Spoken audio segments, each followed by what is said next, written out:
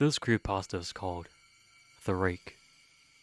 During the summer of 2003, events in northeastern United States involving a strange, human-like creature sparked brief local media interest before an apparent blackout was enacted. Little or no information was left intact, as most online and written accounts of the creature were mysteriously destroyed, primarily focused on rural New York State, and once found in Idaho. Self-proclaimed witnesses told stories of their encounters with a creature of unknown origins. Emotions ranged from extremely dramatic levels of fright and discomfort to an almost childlike sense of playfulness and curiosity. While their published versions are no longer on record, the memories remain powerful. Several of the involved parties began looking for answers that year.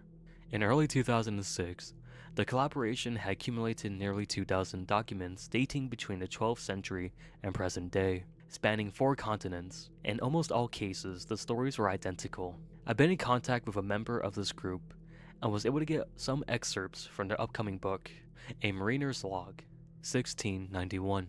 He came to me in my sleep. From the foot of my bed, I felt a sensation. He took everything. We must return to England. We shall not come back here. We shall not come here again. At the request of the Rake. A journal entry translated from Spanish, 1880. I have experienced the greatest terror. I have experienced the greatest terror. I have experienced the greatest terror. I see his eyes when I close mine. They are hollow, black. They saw me and pierced me. His wet hand.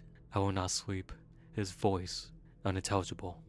A suicide note, 1964. As I prepare to take my life, I feel it is necessary to assuage any guilt or pain I have introduced through this act. It is not the fault of anyone other than him. For once, I awoke and felt his presence, and once I awoke and saw his form. Once again, I awoke and heard his voice, and looked into his eyes. I cannot sleep without fear of what I might next awake to experience. I cannot ever awake. Goodbye.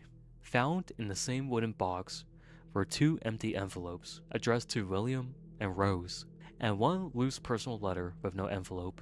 Dearest Lenny, I have prayed for you. He spoke your name. From a witness in 2006. 3 years ago, I have just returned from a trip to Niagara Falls with my family for the 4th of July. We were all very exhausted after a long day of driving, so my husband and I put the kids straight to bed and we called it a night. At about 4 a.m., I woke up thinking my husband had gotten up to use the restroom. I used the moment to steal back the sheets, only to wake him in the process. I apologized and told him I thought he was out of bed. When he turned to face me, he gasped and pulled his feet up from the end of the bed so quickly. His knee almost knocked me out of the bed. He then grabbed me and said nothing. After adjusting to the dark for half a second, I was able to see what caused a strange reaction. At the foot of the bed, sitting and facing away from us, was what appeared to be a naked man, or a large hairless dog of some sort. Its body's position was disturbing and unnatural, as if it had been hit by a car or something. For some reason, I was not instantly frightened by it, but more concerned as to its condition.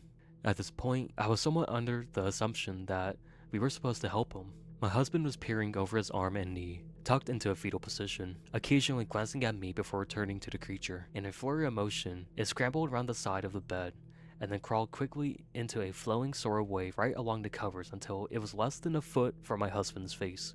It was completely silent for about 30 seconds, probably closer to 5, but it seemed like a while, just looking at my husband. It then placed his hand on his knee and ran into the hallway leading into the kids' room. I screamed and ran for the light switch, planning to stop this thing before it hurt my children. When I got to the hallway, the light from the bedroom was enough to see it crouching and hunched over about 20 feet away. It turned around and looked directly at me, covered in blood. I flipped the switch on the wall and saw my daughter, Clara. The creature ran down the stairs as my husband and I rushed to help our daughter. She was very badly injured and spoke only once more in her short life. She said, "He is the Rake." My husband drove his car into a lake that night while rushing our daughter to the hospital. They did not survive. Being a small town, the news got around pretty quickly.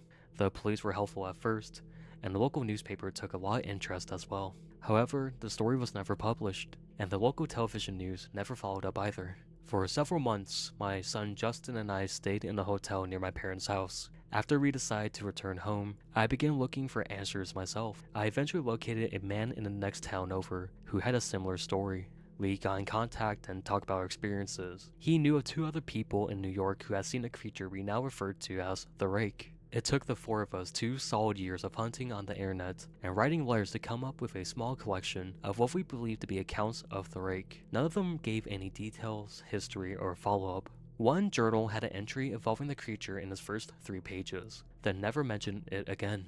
A ship's log explained nothing of an encounter, saying only that they were told to leave by the Rake. That was the last entry in the log. There were, however, many instances where the creature's visit was one of a series of visits with the same person. Multiple people also mentioned being spoken to, my daughter included. This led us to wonder if the Rake had visited any of us before our last encounter. I set up a digital recorder near my bed and left it running all night, every night for 2 weeks. I would tediously scan through the sounds of me rolling around my bed each day when I woke up. By the end of the 2nd week, I was quite used to an occasional sound to sleep while blurring through the recording at 8 times the normal speed. It still took almost an hour every day. On the first day of the 3rd week, I thought I heard something different. What I found was a shrill voice. It was the Rake. I can't listen to it long enough to even begin to transcribe it. I haven't let anyone listen to it yet. All I know is that I heard it before, and now I believe that it spoke when it was sitting in front of my husband. I don't remember hearing anything at the time, but for some reason, the voice on the recorder immediately brings me back to that moment. I have not seen the Rake since he ruined my life, but I know that he has been in my room while I slept. I know and fear that one night, I'll wake up to see him staring at me.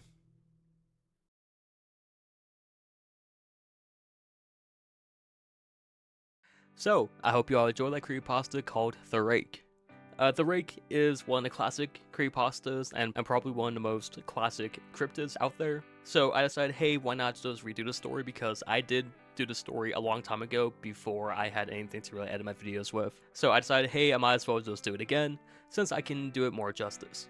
I'm not going to bore you guys with the whole GamerSubs thing because I'm not sponsored by GamerSubs, but if anyone from GamerSubs is watching this and you want to work with me, feel free to hit up my email. It's on the channel.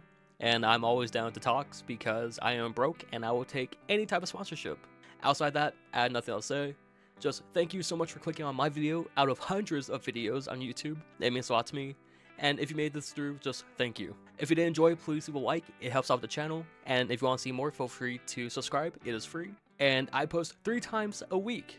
3 videos every week that are edited. Sometimes they're long, sometimes they're short. It just depends on like how much time I have to edit and all this stuff, because I do Twitch outside of this and also just some other stuff. And also I do have daily YouTube shorts. It kind of depends what happens for my streams, because sometimes I turn those clips into shorts and I post them to my channel, or just stuff that I can clip while I play video games. So if that does interest you, please just check out my channel. But outside that, nothing else more to say. Thank you so much for watching, and I'll see you guys later. Bye everyone.